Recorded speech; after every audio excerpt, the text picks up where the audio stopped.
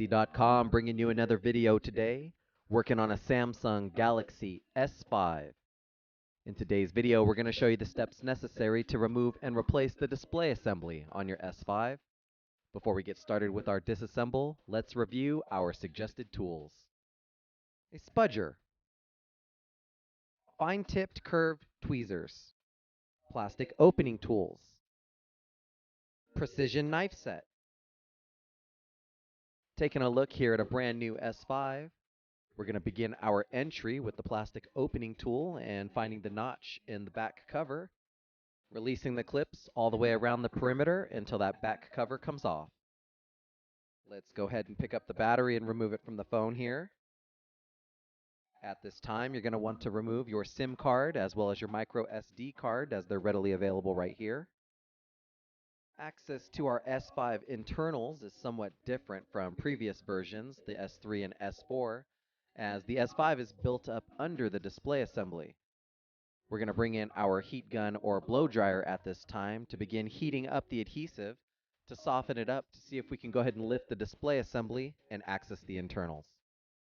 You'll notice the seams on the S5 are quite tight around the display assembly.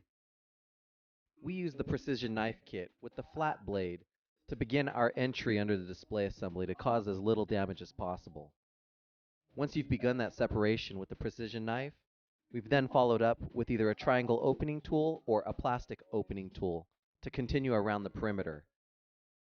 We found it easiest as you work yourself around the phone to leave something in your tracks to allow the display assembly not to come back in contact with the adhesive you just picked it up from.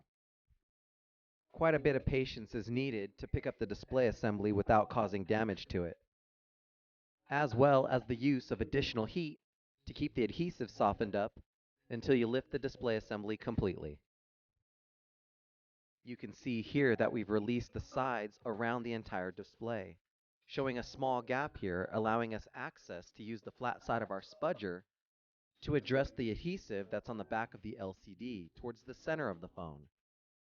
Be careful when prying up in the center behind the LCD, as you don't want to cause it to flex and possibly crack. With the LCD released from its adhesive, we want to be careful on the home button side as the ribbon cable is still connected to the motherboard. You're going to want to use the flat side of your spudger to pry the physical home button off the bottom side of the display assembly. Before completely removing your display, don't forget to unplug it from your motherboard. Here we use our curved tweezers to pry up on the connection so that we can remove the display assembly completely from our phone. Let's go ahead and get started with the reassemble of our S5, starting with our new adhesive strips that we've laid down here on the earpiece speaker side, as well as the home button side of things. We send out free adhesive strips with all of our replacement parts. You're going to cut the adhesive with either scissors or your precision knife to size and length, and then lay it in place accordingly. You'll also notice here on our display assembly that on the sides of the LCD, we've went ahead and laid the adhesive strips directly onto the display. We also laid a small strip of adhesive here in the body of the phone for the ribbon wire for our home button. The home button assembly is also very specific when rebuilding before putting it onto the display assembly. Make sure that when you're putting it together that the home button sits in the plastic grooves correctly, and then followed up by the rubber backing that adheres to the bottom of the plastic. If you get lost, the rubber backing does have very specific indentation and grooves that will indicate the correct positioning. With your assembly rebuilt, let's peel up the covers for our adhesive strips here so we can position the ribbon wire accordingly. With our home button securely in place, we're going to put two small strips of adhesive on either side of the home button to assist in holding down the display assembly when we press it back down to the body. Let's now lift the covers on the rest of our adhesive strips here. When you're preparing the adhesive for your replacement parts, be certain to cut holes for your front-facing camera, proximity sensor, as well as your earpiece speaker here. Forgetting to do so will cause your phone not to function properly. Let's now position our display so we can plug it back into the motherboard. Press firmly down on the wafer connection, making sure that it doesn't come loose when we're maneuvering it down to the adhesive. Let's line up our display with the body of the phone now, starting up here with the earpiece speaker, and then working ourselves down the sides and centering the home button down here at the bottom.